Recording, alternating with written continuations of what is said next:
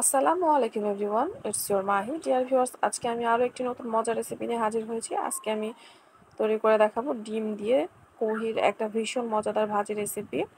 এই জন্য প্রথমে আমি পাত্রে তেল ঢেলে নিয়েছি আর এর মধ্যে রসুন আর পেঁয়াজ কুচি হালকা ব্রাউন কালার করে ভেজে নিচ্ছি।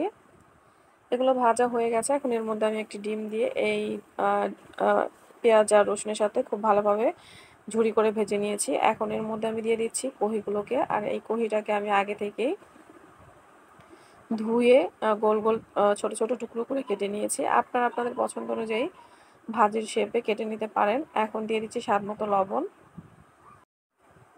লবণ দিয়ে আমি সব কিছু খুব ভালোভাবে নেড়েচেড়ে মিশিয়ে নিচ্ছি।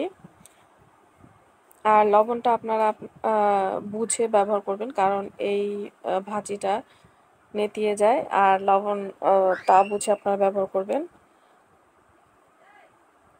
কালারটা চেঞ্জ হয়ে এসেছে আর অনেকটাই সেদ্ধ হয়ে এসেছে। এখন এই পর্যায়ে আমি দিয়ে দিচ্ছি কিছু কাঁচামরিচ।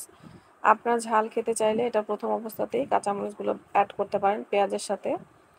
এখন আবারও আমি নেড়েচেড়ে মিশিয়ে নিচ্ছি আর হালকা পানি ছাড়তে শুরু করেছে। এক্সট্রা পানি দেওয়ার দরকার নেই, এই পানিতেই ভাজিটা সেদ্ধ হয়ে যাবে।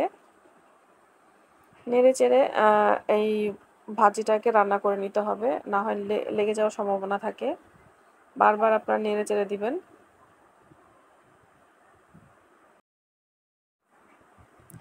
ওইগুলো থেকে যে পানিটা ছেড়েছে সেই পানিটা আপনারা অবশ্যই খুব ভালোভাবে নেড়েচেড়ে শুকিয়ে নেবেন।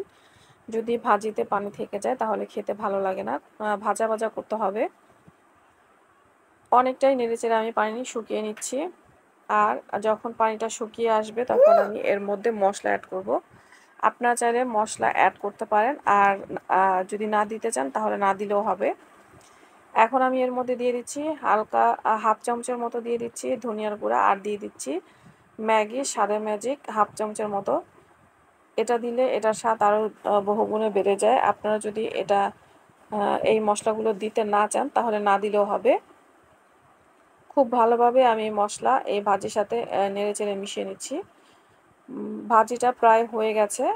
আমি তারপরও আরও কিছুক্ষণ ভাজা ভাজা করে নিচ্ছি তেলের মধ্যে।